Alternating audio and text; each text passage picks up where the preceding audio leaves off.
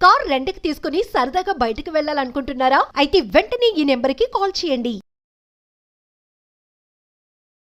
నమస్కారం, welcome to Suman TV. నేను గీతాంజలి. ప్రస్తుతం మనతో పాటు ఇస్కాన్ నుంచి ప్రణవానంద ప్రభుజీ ఉన్నారండి.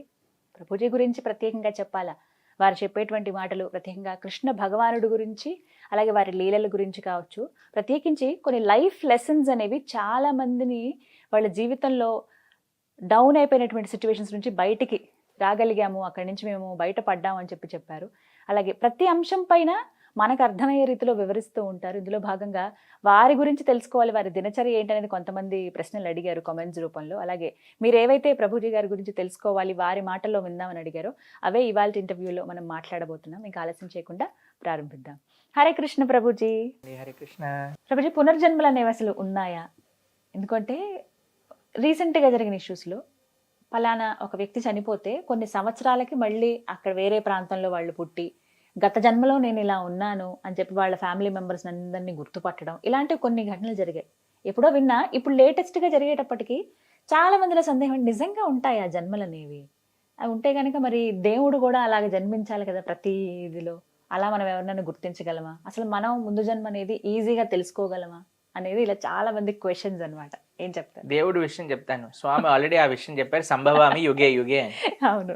ప్రతి యుగంలో యుగ ధర్మాన్ని కాపాడడానికి పరిత్రాణాయ సాధూనాం వినాశాయ చ దుష్కృతాం ధర్మ సంస్థాపనార్థాయ సంభవామి యుగే యుగే అని. స్వామి అయితే ఇంకా ఎన్నో అవతారాలలో స్వామి వస్తూ ఉంటారు మనందరినీ సంరక్షించడానికి. ఇప్పుడు మనుషుల పట్లకు వస్తాం. మీరు 1-2 కాదండి, డాక్టర్ ఐన్ స్టీవెన్సన్, మీరు అందరు టైప్ చేసి చూడండి ఇంటర్నెట్లో. మీరు ఈ ఎప్పుడైతే మీ ప్రవచనం ఈ వీడియో వింటారో, డాక్టర్ ఐన్ స్టీవెన్సన్ ఆయన 2500 కంటే పైగా కేసులు కేవలం పునర్జన్మ సిద్ధాంతానికి సంబంధించిన కేసులన్నీ ఆయన స్టడీలో చేసి ఒక పుస్తకాన్ని తయారు చేశారు. 2500 కంటే ఎక్కువ ఒక్క వ్యక్తి, డాక్టర్ ఐన్ స్టీవెన్సన్ అనే వ్యక్తి. ఆయన భారతదేశంలో కూడా ఎన్నో, మీకు ఒక ఆశ్చర్యకరమైన విషయం చెప్తాను. మన ముంబై ఆలయంలో ఒక భగవద్గీత ప్రవచనం జరుగుతుంది అనమాట. భగవద్గీత ప్రవచనం జరుగుతూ ఉంటే డాక్టర్ ఐన్ స్టీవెన్సన్ పునర్జన్మ సిద్ధాంతం గురించి చెప్తున్నారు. ఆయన ఒక స్టోరీ గురించి ప్రస్తావన చేస్తారు. అయితే ఈ ప్రవచనకర్త, భగవద్గీత ప్రవచనకర్త ఆ స్టోరీ గురించి చెప్పారనమాట. అయిపోయింది ప్రవచనం అంతా. అయిపోయాక ఒక వ్యక్తి ఆయన దగ్గర నుంచి నడుచుకుంటూ వచ్చారు. నడుచుకుంటూ వచ్చి, ఏదైతే మీరు స్టోరీ చెప్పారో ఆ వ్యక్తి నేనే అన్నారు. డాక్టర్ ఐన్ స్టీవెన్సన్ ఆయన స్టోరీనే ఆయన పుస్తకంలో రాశారనమాట, ఏ వ్యక్తి అయితే ప్రవచనం అటెండ్ అయ్యారు. అప్పుడు ఆయన మొత్తం చెప్పారు, ఇలా ఇలా అయింది, నాకు పూర్వజన్మలో ఏమేమి గుర్తున్నాయి ఏంటి అన్ని విషయాలు చెప్పారు. ఆయన ఇంకా ఉన్నాడు, ముంబైలోనే ఉన్నాడు, వస్తూ ఉంటారు, గుడికి వస్తూ ఉంటారు. మాట్లాడండి మీరు వెళ్ళి. కాబట్టి ఇలా ఇదేం కొత్త విషయం కాదండి, చాలా విషయాలు. ఇస్కాన్ లోపలనే శ్రీల ప్రభుపాదుల వారి సమయంలో ఒక భక్తుడు ఉండేవారు.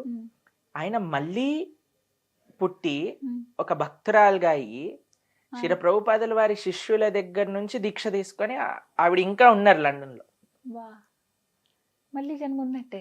ఒక వ్యక్తి మనకి అమెరికాలో ట్విన్ టవర్స్ బ్లాస్ట్ అయిపోయింది కదా, అప్పుడు ఆయన ఇన్స్టింక్టివ్ గా పైనుంచి దుంకేశారనమాట.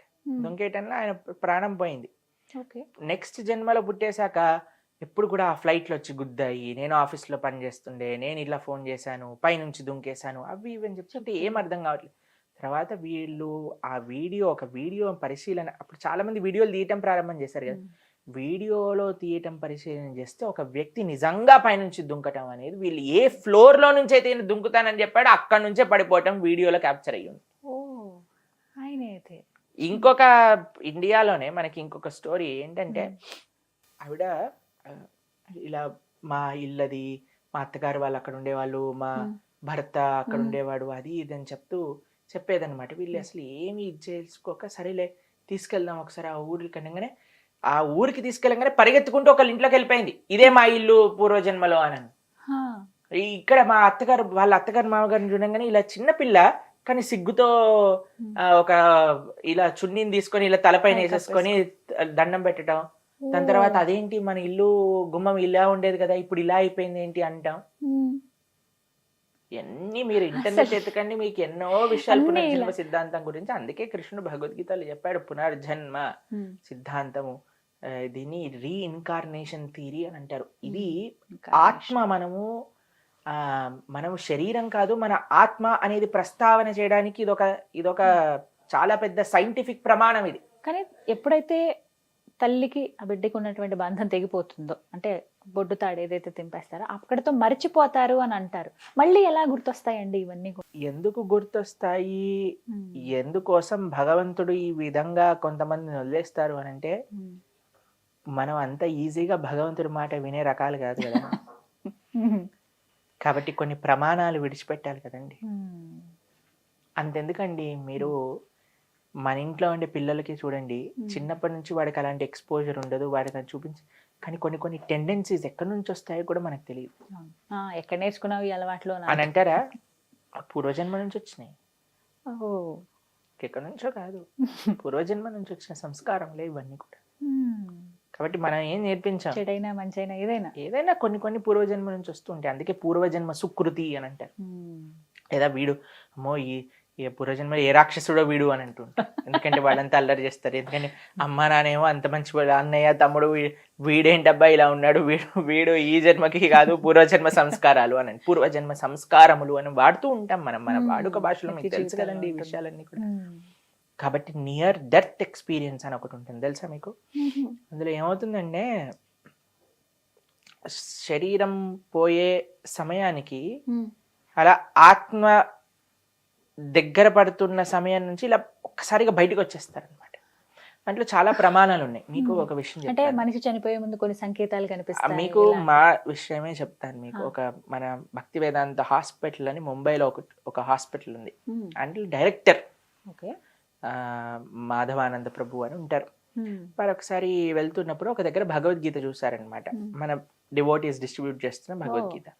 అయితే భగవద్గీత పక్కన ఒక చిన్న పుస్తకం ఉంది, సెకండ్ ఛాన్స్ అని అంటారు శ్రీల ప్రభుపాదుల వారి లిఖితం అజామిల వృత్తాంతం. దాంట్లో ఏముంటుందంటే, కొంత అజామిల ఇలా బెడ్ పైన పడుకుంటాడు, కొంతమంది యమభట్లు వస్తారనమాట ఆయన దగ్గరికి. అప్పుడు విష్ణుదూతలు, ఆయన నారాయణ అనగానే విష్ణుదూతలు వచ్చేస్తారు, యమభట్లను పంపించేస్తారు.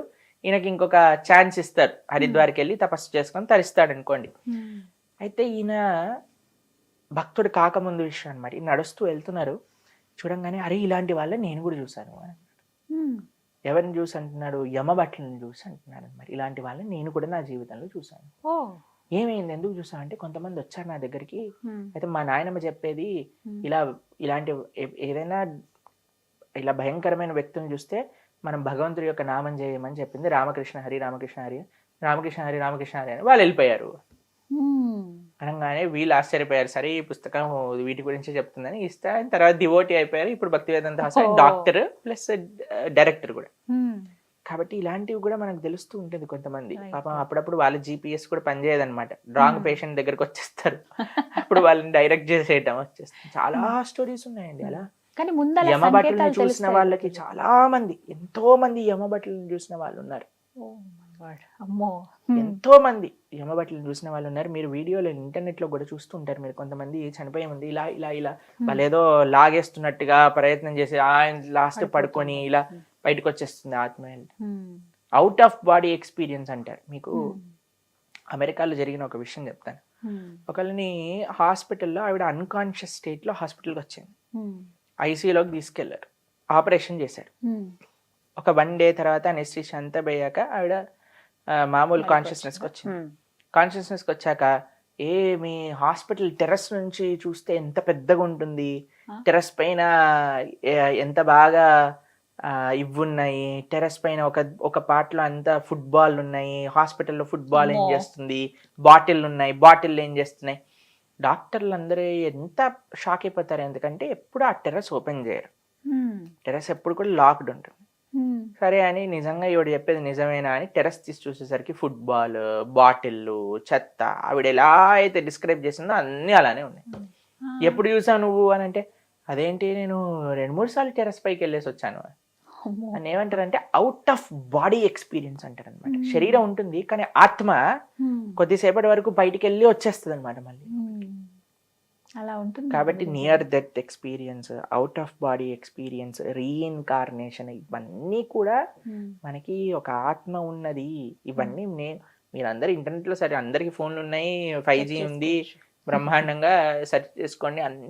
ఎన్ని పేపర్ల వందల వేల పేపర్ల స్టడీ రీసెర్చ్ కేవలం రీఇన్కార్నేషన్ పైన, near death experience, out of body experience, వందల వేల వీడియోలు మీకు ఇంటర్నెట్ లో దొరుకుతాయి. అంటే అలా కనిపించిన వాళ్ళందరూ కూడా డెత్ దగ్గరలో ఉందని భావించాలా? అలా ఏం లేదండి, అలా ఏం లేదు. కానీ చెప్తారు కదా, చెప్తున్నాను, చనిపోయే ముందు ఇన్ని సంకేతాలు కనబడతాయి. పునర్జన్మ సిద్ధాంతం ఉన్నది. సనాతన వైదిక ధర్మం ఏదైతే ప్రస్తావన చేస్తుందో అది ఉండి తీరుతుంది అనడానికి ప్రమాణాలు చెప్తున్నాను.